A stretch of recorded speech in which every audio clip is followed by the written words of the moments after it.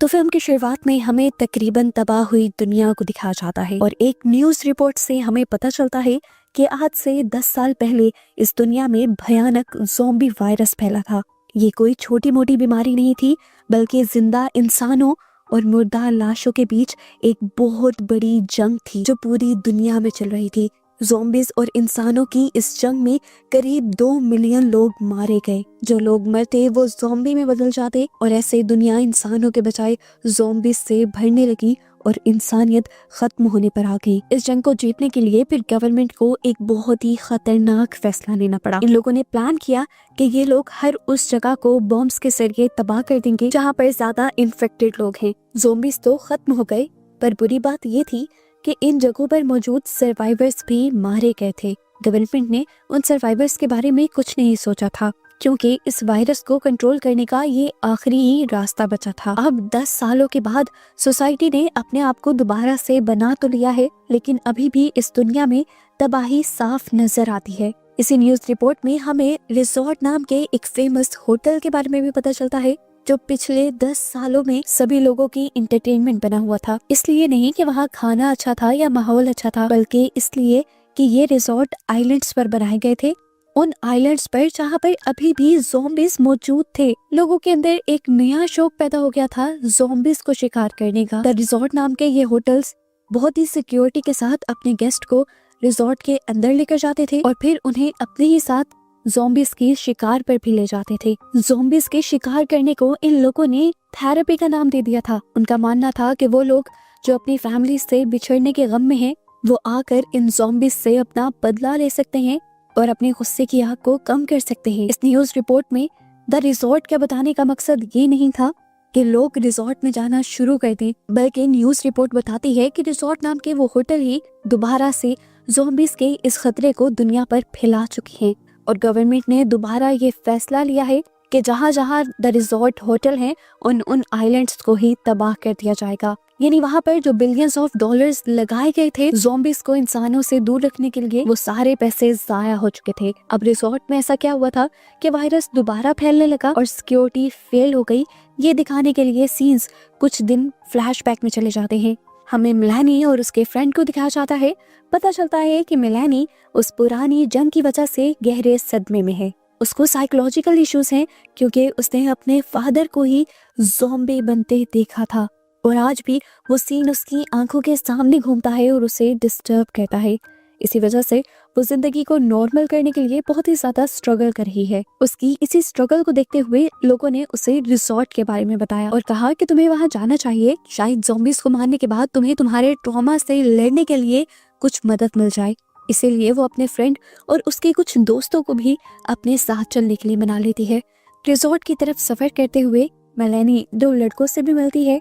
ये दोनों बेसिकली एक गेमर है और गेम में ही इन्होंने रिजॉर्ट के ये टिकट जीते हैं, इसीलिए तो वो इन वेकेशंस के लिए सबसे ज्यादा एक्साइटेड हैं। यहीं पर मेलानी एक लड़के से भी मिलती है जो बताती है कि उसके फियांसी ने ठीक शादी से पहले उसे छोड़ दिया है और इसी गम से लड़ने के लिए वो दी रिजॉर्ट जा रही है। ये लोग अब रिजॉर्ट पहुंचकर यहाँ के लग्जूरियस लॉन्च में पहुंच जाते हैं और लॉन्च की खिड़की से मेलानी एक रेफ्यूजी कैंप को देखती है। ये कैंप होप फॉर यू नाम की एक चैरिटी चलाती है। जो लोग ज़ॉम्बी वॉर की वजह से बेघर हो गए थे, ये चैरिटी उनको रहने की जगह देती है। इसी रेफ्यूजी कैंप के पास मेलानी को एक छोटी बच्ची दिखती है जो फेंस पार कर बाहर जाना चाहती थी, लेकिन उसकी मॉम ने फौरन ही उसे रोक दिया और ये देखकर मेलानी को एहसास हुआ कि जहाँ हम जैसे लोग सिर्फ अपनी अयाशी के लिए ज़ॉम्बीज़ को मारने के लिए जा रहे हैं, वही इन बचे हुए ज़ॉम्बीज़ की वजह से आज भी कुछ लोग परेशान हैं और उसे एहसास होता है कि अब उन ज़ॉम्बीज़ को मार देना चाहिए। अमीरों की एंटरटेनमेंट के लिए उन्हें जिंदा नहीं रखना चाहिए। इसी टाइम पर इन्हें एक वेलकम वीडियो दिखाई जाती है जहां पर रिजॉर्ट की ओनर इन सब को यहां आने के लिए वेलकम कर रही थी। वो अपनी तारीफ करते हुए बताती है कि किस तरह उसने इस इतने बुरे डिजास्टर के अंदर भी एक बिजनेस अपॉर्चुनिटी ढूंढी थी। उसने ये रिजॉर्ट बनाया ताकि गरीब लोगों की मदद की जा सके। बहुत से लोग अब उसके रिजॉर्ट्स में जॉब करते हैं और इस तरह दुनिया की गिरती हुई इकोनॉमी को भी फायदा हुआ है और साथ ही साथ जो लोग ज़ॉम्बीज़ को मारने के लिए आते हैं अपने ट्रॉमा से लड़ने के लिए, उनकी मेंटल हेल्थ भी अच्छी हो जाती है। वो सबको यहाँ आने के लिए थैंक्स कहती है, जिसके बाद सभी लोगों को बताया जाता है कि बाहर ज़ॉम्बीज का शिकार करने जाने से पहले सभी को वेपन्स चलाने की ट्रेनिंग लेनी पड़ेगी। उन्हें एक शूटिंग रेंज पर ले जाया जाता है। इंस्ट्रक्टर सबको बताता है कि ज़ॉम्बीज को मारने का बस एक ही तरीका है कि सीधा उनके सर पर गोली मारी जाए। इसीलिए वो बार बार सब लोगों को परफेक्ट निशाना लगाने की ट्रेनिंग दे रहा था। यहाँ पर सभी काफी अच्छा परफॉर्म करते हैं, लेकिन मेलिनी एक भी मर्तबा ट्रिगर नहीं दबा पाती, क्योंकि उसे बार बार अपने डैड की याद आ रही थी और वो सोचती है कि क्या उसने यहाँ आकर कोई गलत फैसला तो नहीं कर लिया। उस रात यहाँ पर एक वेलकम पार्टी भी होती है।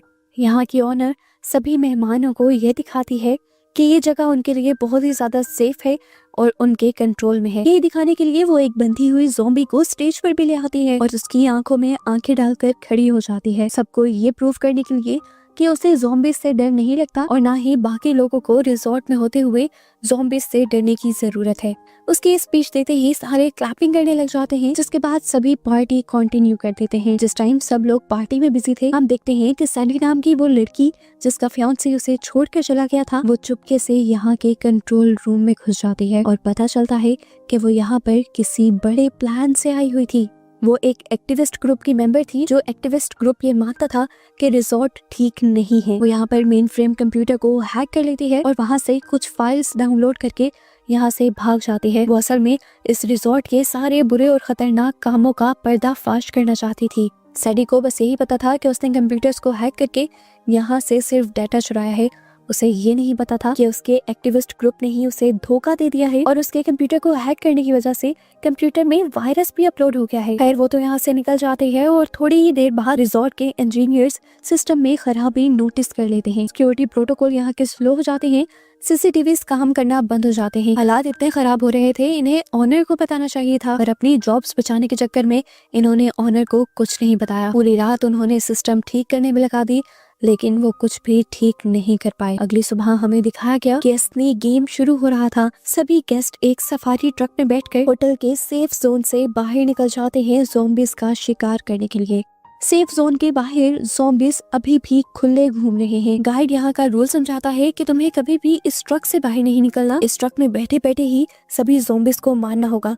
सभी ग्रुप बहुत ही एक्साइटेड होकर ये काम कर रहे थे और उन्हें अच्छा भी लग रहा था। मेलिनी के ग्रुप वाले भी एक एक करके ज़ॉम्बीज को मारना शुरू हो गए थे।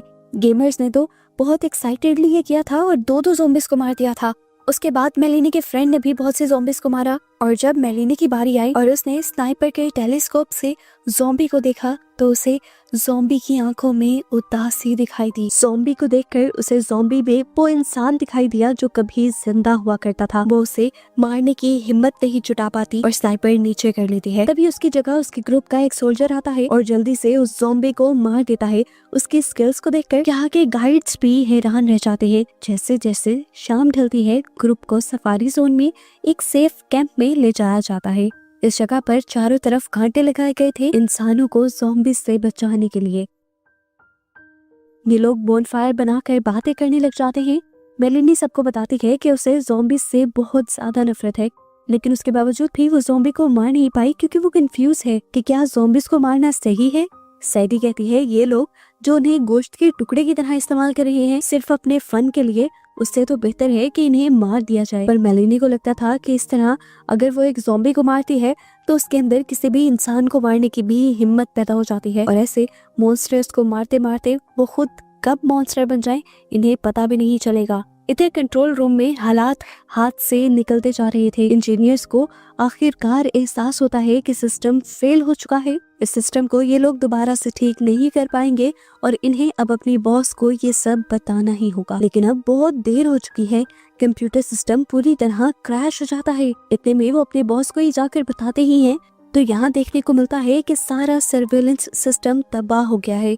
कैमरास बंद हो चुके थे, यहाँ तक कि बाहर कैंप के अंदर भी जो इलेक्ट्रॉनिक फेंस लगाई हुई थी ज़ॉम्बीज से बचने के लिए, उसी को भी यहीं से कंट्रोल किया जाता था और सिस्टम खराब होने की वजह से वो भी बंद हो गई थी। यहाँ के सारे सिक्योरिटी दरवाजे खुल गए थे, जिसकी वजह से जितने भी ज़ॉम्बीज पिंजरों में बैठे हुए थे वो आजाद हो जाते हैं और एक ही पल में वो रिजॉर्ट एक खेल के मैदान से एक स्लॉटर हाउस में बदल जाता है। ये ज़ॉम्बीज यहाँ पर मौजूद सारे गेस्ट के ऊपर हमला कर देते हैं जो कुछ देर पहले उनका मजाक उड़ा रहे थे। कंट्रोल रूम में भी अफरा तफरी मचाते हैं। वेलरी जो यहाँ की ऑनर है वो भी सब कुछ यहाँ तबाह होता देखते हुए बाकी सब लोगों की जान की परवाह किए बगैर अपने ऑफिस में जाकर छुप जाती है। उसके एम्प्लॉयज और उसके अच्छे दोस्त भी अब हॉलवे में चीख चिल्ला रहे थे। उनके ऊपर ज़ॉम्बीज अटैक कर रहे थे और वो ये सब चीजें बस सुन रही थी। बाहर सफारी कैंप में गेस्ट को इस तबाही का तब तक पता नहीं चलता जब तक पावर नहीं चली जाती। उनके ट्रक की लाइट्स भी बुझ जाती हैं और अचानक अंधेरे में से ज़ॉम्बीज का एक बहुत बड़ा ग्रुप निकलना शुरू होता है। टूर गाइड मदद बुलाने के लिए कॉल करने की कोशिश करते हैं, लेकिन यहाँ कंप्यूटर की स्क्रीन पर एक ऑटोमेटिक मैसेज लिखा हुआ आ जाता है, ब्रिमस्टोन प्रोटोकॉल एक्टिवेटेड। ये असल में गवर्नमेंट का वही प्रोटोकॉल, वही फैसला था जो उन्होंने इस दुनिया से ज़ॉम्बीज को खत्म करने के लिए लिया था। इस टाइम इस प्रोटोकॉल का यहाँ पर एक्टिवेट होने का मतलब ये था कि गवर्नमेंट को पता चल गया था कि इस आइलैंड पर ज़ॉम्बीज तबाही मचाना शुरू हो गए हैं। ये आइलैंड खतरे में आ चुका है और इन्फेक्शन को खत्म करने के लिए इस आइलैंड को भी अब बॉम्ब से तबाह कर दिया जाएगा। आइलैंड के तबाह होने में कुछ ही घंटे बचे थे और इन्हीं कुछ घंटों में इस सर्वाइवर्स को किसी तरह अपने आप को बचाकर इस आइलैंड से बाहर निकलना था। गवर्नमेंट के इस प्रोटोकॉल में ये लोग जानते थे कि किसी भी सर्वाइवर को नहीं बचाया जाता। इस डर के माहौल में इतनी ही देर में ज़ॉम्बीज इनके कैंप पर भी हमला कर देते हैं और इनका टूर गाइड इस हमले में मारा जाता है। ग्रुप को अपने बचाव के लिए भागना पड़ता है। ये लोग सफारी ट्रक को यूज करने की कोशिश करते हैं पर पता चलता है कि ये सेंट्रल कंप्यूटर से लिंक था और कंप्यूटर में वायरस की वजह से अब ये लोग ये ट्रक भी नहीं चला सकते। ग्रुप को अपने बचाव के लिए खुद ही यहाँ से भागना पड़ता है पर ज़ॉम्बीज अब उनके पीछे थे। एक ज़ॉम्बी दोनों में से एक गेमर को भी काट लेता है जिसकी वजह से उसके दूसरे दोस्त को खुद ही अपने दोस्त को मारना पड़ता है ताकि वो ज़ॉम्बी बनकर कम से कम ना जिंदा हो। ये काम करने के बाद वो टूट गया था लेकिन बाकी सब ने उसे संभाल लिया। ये लोग अपने बचाव के लिए फैसला करते हैं कि ये लोग आइलैंड से दूसरी तरफ जाएंगे और बोट लेकर इस आइलैंड से निकल जाएंगे इससे पहले कि यहाँ पर बॉम्बिंग शुरू हो। वहाँ तक जाने के लिए इन्हें पैदल ही जंगल के रास्ते जाना होगा और जानते थे कि रास्ते में बहुत सारे ज़ॉम्बीज इनके सामने आ जाएंगे। यहीं पर चलते चलते सोल्जर को वो बात याद आ जाती है, सैडी को कंट्रोल रूम से निकलते हुए देखा था। वो सब कुछ समझ जाता है। वो सैडी के सर पर गन रखते हुए पूछता है, बताओ तुमने क्या किया। डरी हुई सैडी सब उगल देती है और बताती है कि मैं एक्टिविस्ट ग्रुप का हिस्सा हूँ। वो बताती है कि मैं सिर्फ यहाँ पर आई थी कंप्यूटर को हैक करके इस होटल की करप्शन के सबूत लेने के लिए, लेकिन मुझे नहीं पता था कि मेरे ग्रुप वालों ने इस चिप के अंदर वायरस इंस्टॉल किया हुआ है।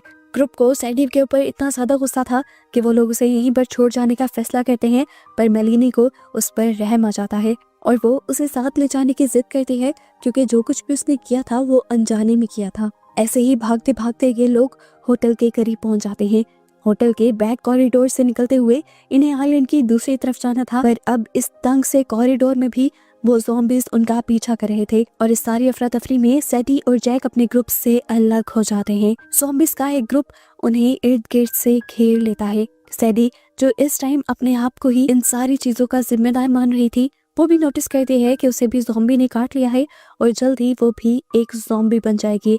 इसीलिए जैक को बचाने के लिए वो अपना सैक्रिफाइस देती है और अपनी चुराई हुई फ्लैश जैक को देते हुए उसे यहाँ से भाग जाने को कहती है और खुद ज़ॉम्बीज की तरफ भागने लग जाती है ताकि वो ज़ॉम्बीज को अपनी तरफ अट्रैक्ट करके जैक को बचा सके। बचे हुए सारे लोग और जैक भी अब वापस मिल जाते हैं और पीछे के एक गेट के अंदर जाकर उसे लॉक करने में कामयाब हो जाते हैं और इस तरह ज़ॉम्बीज के एक बहुत बड़े ग्रुप से ये चारों बच जाते हैं। पता चलता है कि ये लोग जिस जगह पर आए थे ये कोई इंडस्ट्रियल बिल्डिंग लग रही थी। इस बिल्डिंग के अंदर इन्हें बहुत ही अजीब चीजें मिलती हैं, सूटकेसेस और यहाँ तक के कुछ पेपर्स भी। ये पेपर्स उन रेफ्यूजीज के थे जो होप फॉर यू नाम के इस कैंप में रहते थे। पर यहाँ इस फैक्ट्री में होने वाली चीजों से ये लोग अंदाजा लगाते हैं कि होप फॉर यू एक कैंप नहीं था, ये रिजॉर्ट का सप्लाई चेन का हिस्सा था। मतलब होप फॉर यू चैरिटी का सिर्फ दिखावा कर रहा था। वो तो मजबूर लोगों को यहाँ पर रेफ्यूजीज बनाकर लाता था और फिर इस आइलैंड पर लाकर उन्हें ज़ॉम्बी वायरस से इंजेक्ट कर ज़ॉम्बी बना देता था ताकि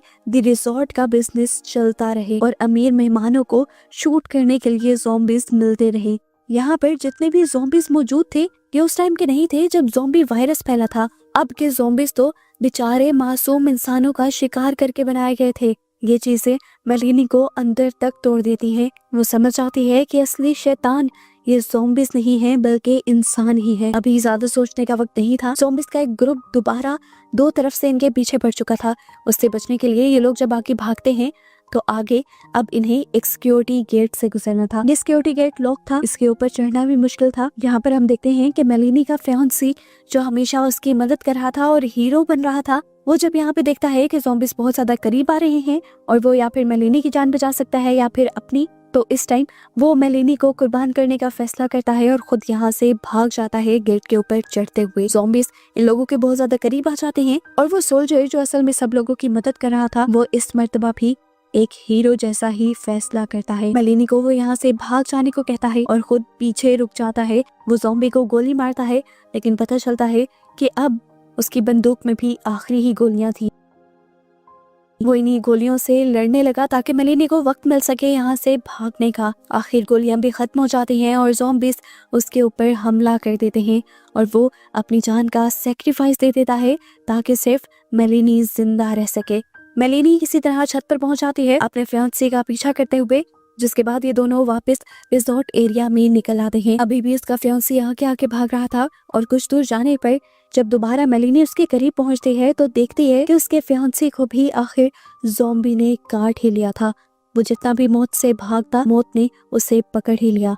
मेलिनी उसे देखकर इमोशनल हो जाती है। वो ये जानती थी कि अभी इसी इंसान ने उसे पीछे मरने के लिए छोड़ा था, लेकिन उसके बावजूद वो उससे नफरत नहीं करती और ना ही गुस्से में उसे गोली मारती है, बल्कि अपनी गन उसके पास रख जाती है ताकि वो अपने आप को खत्म कर सके और ज़ॉम्बी बनने से बचा सके। जिसके बाद मेलिनी यहाँ से भागते हुए कंट्रोल रूम में पहुंच जाती है, जहाँ पर उसे वैलेरी मिल जाती है। वैलेरी इस टाइम यहाँ पर सभी सबूत मिटाने की कोशिश कर रही थी।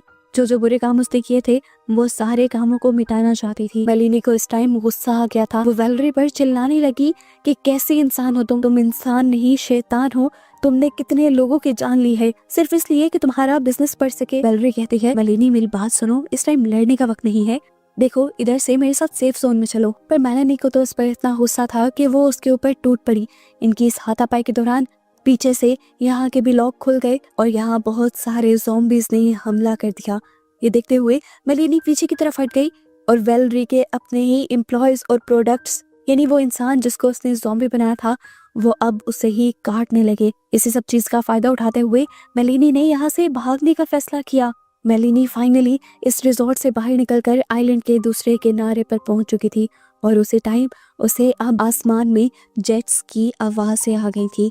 ब्रिमस्टोन प्रोटोकॉल शुरू हो चुका था और यहाँ पर बड़े बड़े बॉम्ब्स गिरने लगे थे हवा में। जैसे ही ये आग का तूफान आता है, उसी टाइम अपने आप को बचाने के लिए मेलिनी समुंदर के अंदर जंप कर देती है और यहीं से फिर कहानी 3 हफ्ते आगे बढ़ जाती है। न्यूज़ में बताया जाता है कि उस आइलैंड पर सभी लोग मारे जा चुके थे। मेलिनी ने समंदर में जंप कर अपने आप को बचा लिया था।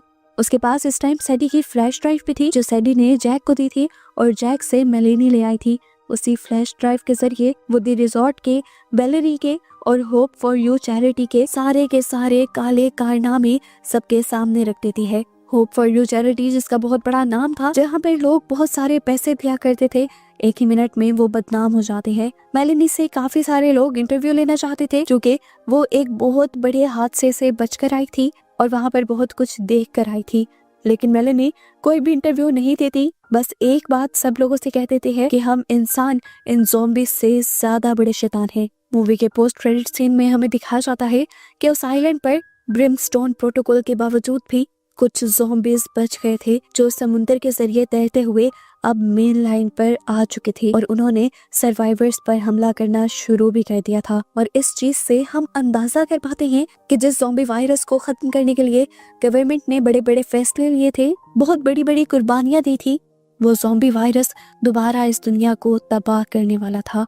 और बस इसी सब को दिखाते हुए ये मूवी यहाँ खत्म हो जाती है।